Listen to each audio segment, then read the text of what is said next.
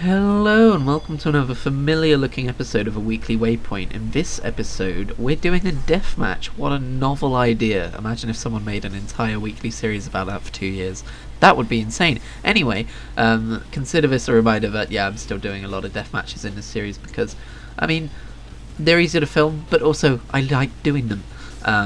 But a couple other things before we move on to my new obsession. This is Leandry, which is one of the best levels in the game. Sorry about two crosshairs, I tabbed out and that's a bug that can happen sometimes.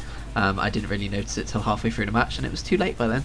And also finally the rad-ass soundtrack you may be able to hear in the background. One of my favourite metal cover artists, Toxic Eternity, just put out a cover of this and it is so good. Check it out if you get a chance. Search for Toxic Eternity Razorback Unreal Tournament on YouTube and it should come up. It's such a good cover, and I didn't realise until I was recording this that this level used that cover song, so I was like, I'm sure this is the one he covered, and yeah, it's nice to see the soundtrack getting some love. Oh, also one more thing, I did have to pause twice. I edited the pauses out, but the soundtrack will skip, and you may notice a frame of pause screen, which I decided to leave in there just so you don't get confused as to why I suddenly stop and look at the floor or something. My new obsession, to nobody's surprise who knows me, is Star Wars The Old Republic. It's an MMO which I assumed was just a bit naff, a bit rubbish, a bit old and a bit clanky. But I lately there's been a lot of talk about the kind of Old Republic era stuff, and on Star Wars Day I decided to try and get back into Knights of the Old Republic. Couldn't, it's just, I think I already talked about this on a weekly deathmatch. It's just an old game on a weekly Waypoint. I did it again. It's just an old game. It hasn't aged well. But I was interested in the story, so I went and I watched the movie version of it on YouTube, where someone put together all the cutscenes and relevant dialogue. And I thought it was a pretty good story. I can see why people like that game so much. I was going to do the same for Knights of the Old Republic too, but I got impatient because enjoying the story of Knights of the Old Republic 2 and knowing that Revan made an appearance in the Old Republic MMO kind of made me intrigued about, you know, the rest of his story now that I've seen how it starts out in Knights of the Old Republic. And also, by way of doing that, I just thought, you know, like, is the Old Republic still a thing? Is it still going on? Is it still around? So I researched into it, and yes, it is still a thing. It's still going on. It had an expansion towards the end of 2019. Its community is alive and healthy, and to my shock, it's a good game. I was looking up a whole bunch of videos about it and stuff like this, and looking up the free-to-play versus a subscription model and all of this kind of thing, because I don't need another MMO in my life, let's be honest, but probably not going back to RuneScape, so sure, we can take that one off the shelf and put this one up there instead. And basically I've been playing it for the last 2 days. I think in the last 2 days I've sunk like 20 hours into it, because let's be honest, I got nothing else to do. I'm like level 42 already, because they've got a double XP event on. I've only just finished chapter 1 of the Jedi Knight storyline. I've given up on doing the planetary storylines for now because I'm too far invested in the class storyline. So I was just like, you know what, I'm just going to focus on that for now, because I'm already getting loads of XP. Being over leveled doesn't really matter, but it's not something that's going to stop me from, you know, getting to max level, so I can pretty much skip the planetary storylines and go back and do them at another time when I need more XP on another character or something. But either way, that's a whole other thing. But I made a Twi'lek. He is blue, and he's a Jedi Sentinel, and I have him in the combat spec and all that, so it's pretty fun. It's interesting because in some ways it's like a WoW clone, like, to the point where a whole bunch of the UI stuff is basically copied and pasted, which is fine by me, because like having the keybinds all be familiar and everything like that, that's cool to me, because I'm obviously a huge WoW player, so it kind of made this game easier to pick up, which I guess is kind of the whole point of a clone, right? But then also it's really modern in other ways, like how it does its storytelling. Like, it's all fully voice acted. It's basically a BioWare RPG in MMO format, and it's really well done so far anyway.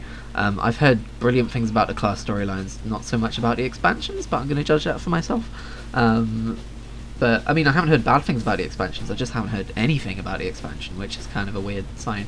But this game has some really cool stuff with like the legacy system and like how it ties into your other characters, and you can make them like a family.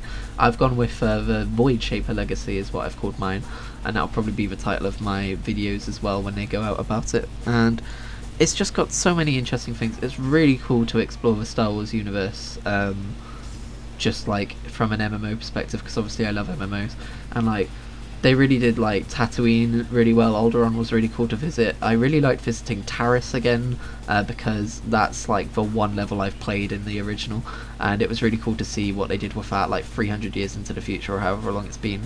It is so rich with Star Wars lore, I'm going to bust, and it's just pretty nifty. It is more tab targeting style combat if you're not into that from WoW. It is more of that, but it feels good for what it is. The only thing that makes it feel a bit dated and weird is just the sheer amount of abilities you get. Like, it's overwhelming. They do really similar things, some of them, and it's got to the point where I just learn them and worry about them later. I just have a core rotation that I've kind of stuck to that makes sense to me, because I'm used to World of Warcraft, which pruned a whole bunch of that shit, like it's not what it used to be, and Elder Scrolls Online, where there's not that many abilities and they're all quite unique. It's quite well done. Although Elder Scrolls Online is a whole different beast when it comes to abilities and spells and the way they do combat, but let's not talk about that right now. Basically, the moral of the rant, well not the rant, the ramble, is I'm playing Star Wars The Old Republic in 2020, and it's very good. I'm liking it a lot, and the second this is done rendering and uploading, I'm going back to it. Also, I've just finished Season 5 of the Clone Wars, and holy shit, I won't spoil anything, I'm just going to say that, I'm just going to leave that there.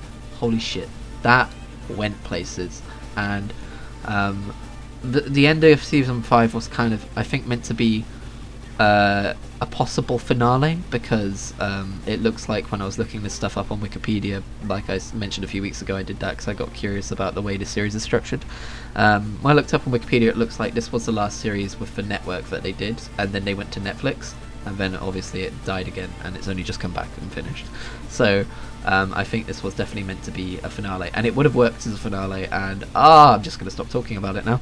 Halo 2 comes out tomorrow. Well, today if you're in America, but tomorrow if you're the rest of us, and that's cool. I'm excited to play it. These Halo titles are being released faster than I dared dream. If you go back and look at my blog post for my most anticipated games of the year, I'm pretty sure Halo 2 was like July or August or something. Like, I was trying to pace it out in a way where it would have been cool, but also like I wasn't super, and I might be wrong about this, I haven't actually gone back and read it, lol, but I wasn't being super optimistic.